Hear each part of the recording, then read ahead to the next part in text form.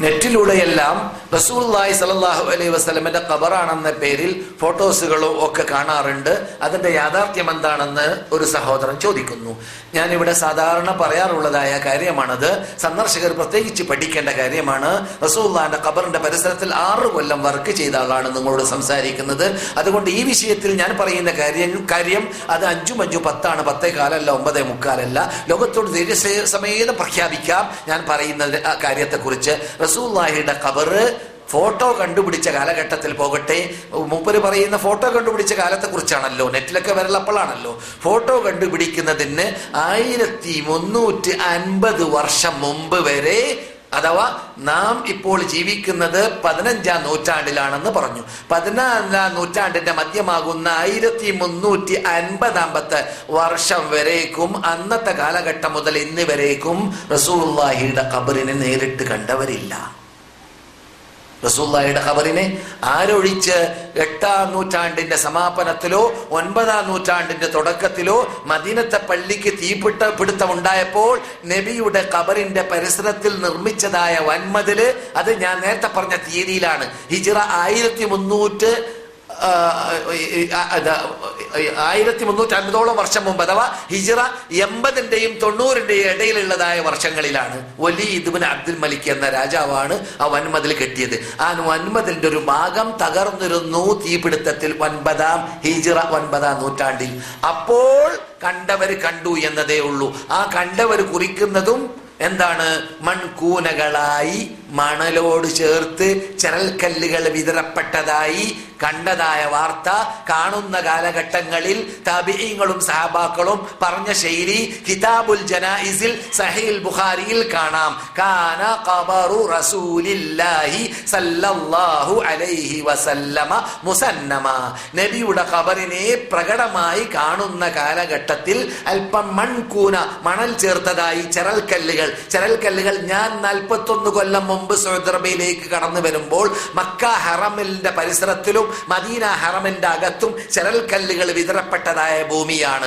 തുർക്കികളുടെ പള്ളി മാത്രമാണ് പള്ളി, അതിനപ്പുറമുള്ള സ്ഥലങ്ങളൊക്കെ ചരൽക്കല്ലുകളാണ്. അതുകൊണ്ട് തന്നെ ചൂട് കാലഘട്ടങ്ങളിൽ ഞങ്ങൾ വിരിക്കാതെ മദീനത്തെ പള്ളി നമസ്കരിക്കാൻ സാധിച്ചിരുന്നില്ല, ഹാജിമാർക്കും ആർക്കായിരുന്നാലും. അങ്ങനെയുള്ള ചരൽക്കല്ലുകളായിരുന്നു ഖബറിന്റെ പരിസരത്തിൽ ഞങ്ങൾ കാണുന്ന കാലഘട്ടത്തിൽ കണ്ടത് എന്നതാണ്. പിന്നെ അതേ ശൈലിയിൽ അതേ രൂപത്തിലാണ് വൻമതിൽ അതിന്റെ പരിസരത്തിൽ വരുന്നത്. ആ വൻമതിൽ വന്നിട്ട് ഞാൻ പറഞ്ഞതുപോലെ 1350 വർഷമായി അതിന് ഫോട്ടോ എടുക്കാനോ നേരിട്ട് കാണാനോ ഒരു മഖലൂഖിനും സാധിച്ചിട്ടുമില്ല. അള്ളാഹു അങ്ങനെ സംരക്ഷിക്കാൻ തീരുമാനിച്ചതാണ്. ലോകത്തിൽ അറിവില്ലാത്തവരുടെ കാലഘട്ടം വരുമ്പോൾ നേതാക്കളുടെ ഖബറുകളെ കൊണ്ട് പന്താടുന്ന കാര്യം അള്ളാഹ്ക്കറിയാം. അതുകൊണ്ട് ആ പന്താടലിൽ എന്റെ ഖബറിനെ നീ പെടുത്തരുതേ എന്ന് റസൂൽ മരിക്കുന്നതിന് 3 ദിവസം മുമ്പ് ഏകദേശം മിമ്പറിന്റെ മീതെ കയറിയിട്ട് പ്രാർത്ഥിച്ച പ്രാർത്ഥനയിലുണ്ട്, അല്ലാഹുമ്മ ലാ തജഅൽ ഖബരി വതനൻ യുഅബദ്, ആരാധിക്കപ്പെടുന്ന ബിംബമാക്കിയിട്ട് എന്റെ ഖബറിനെ നീ മാറ്റരുതേ രക്ഷിതാവേ. അങ്ങനെ പ്രാർത്ഥിച്ച പ്രാർത്ഥന ഫലമായിരിക്കാം അല്ലാഹു സുബ്ഹാനഹു വ തആല ഭദ്രതയോട് കൂടി ഒരു കെട്ട്, അഥവാ ആയിഷയുടെ അറ, ആ അറയുടെ മതില് കഴിഞ്ഞാൽ പിന്നെ ഈ വൻമതിൽ 5 കോണുള്ള വൻമതിൽ, അതിന്റെ പൊക്കം ഇപ്പോൾ കാണുന്ന 8-ാം നൂറ്റാണ്ടിൽ ഖാലഊനു സാലിഹിയ നിർമ്മിച്ചതായ ആ ഖുബ്ബയുടെ വളവ് വരേക്കും ഈ വൻമതിലിന്റെ പൊക്കമുണ്ട്.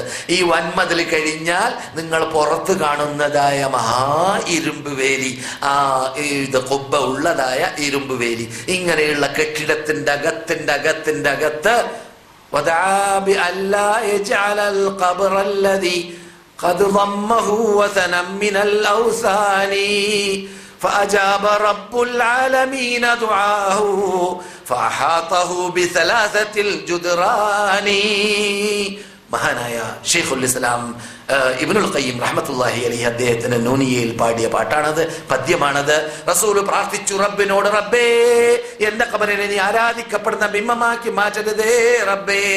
ഇങ്ങനെയുള്ള പ്രാർത്ഥന ഫലമായിട്ടായിരിക്കാം 3 വൻമതിലിന്റെ അകത്ത് അദ്ദേഹത്തിന്റെ ഖബറിനെ ദൂരം ജനങ്ങളുടെ ദൃഷ്ടിയിൽ പെടാതെ കാണാതെയാക്കി അള്ളാഹു മാറ്റിക്കളഞ്ഞു.